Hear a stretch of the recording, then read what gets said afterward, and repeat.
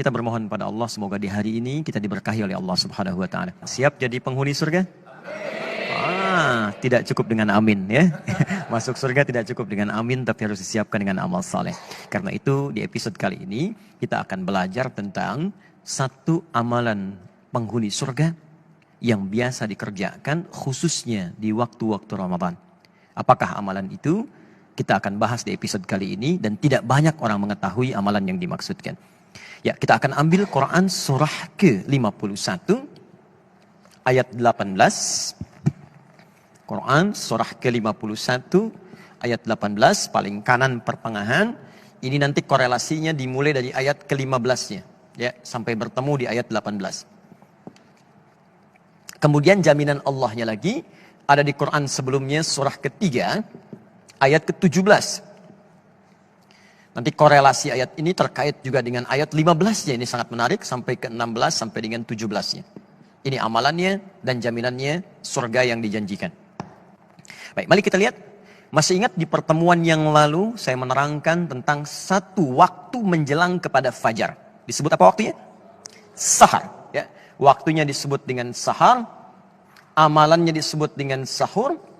Jamak dari kata sahar adalah kata ashar. Waktu singkat menjelang fajar.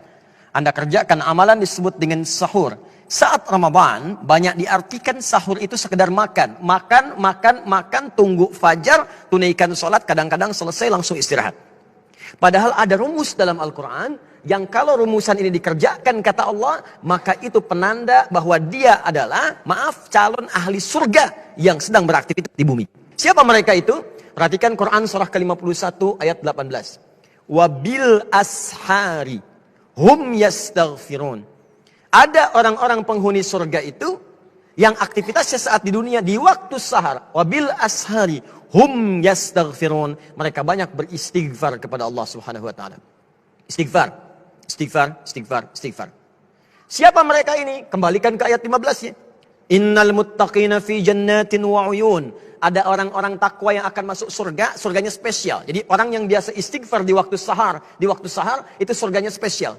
Kata Allah, mereka akan tinggal di taman-taman surga.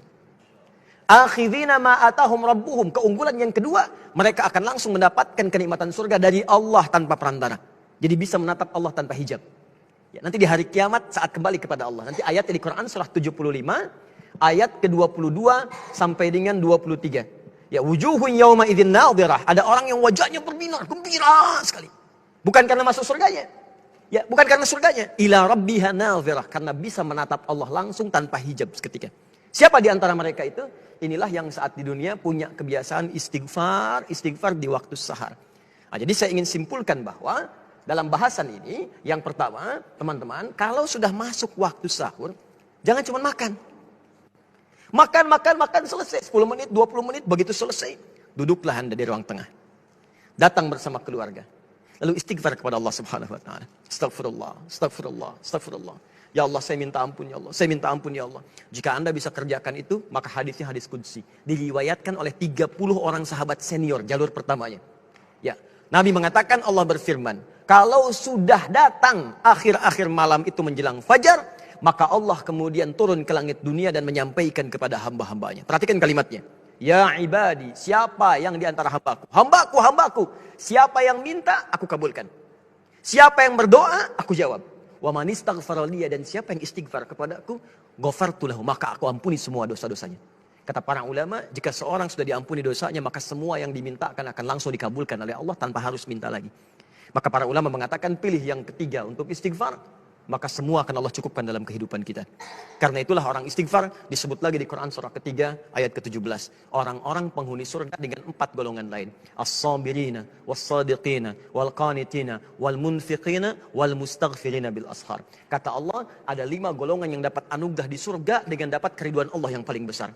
Orang-orang sabar, orang-orang yang khusyuk dalam salat, orang-orang yang rajin bersedekah, dan orang-orang diantaranya yang senang berinfak, serta orang-orang yang beristighfar di waktu fajar.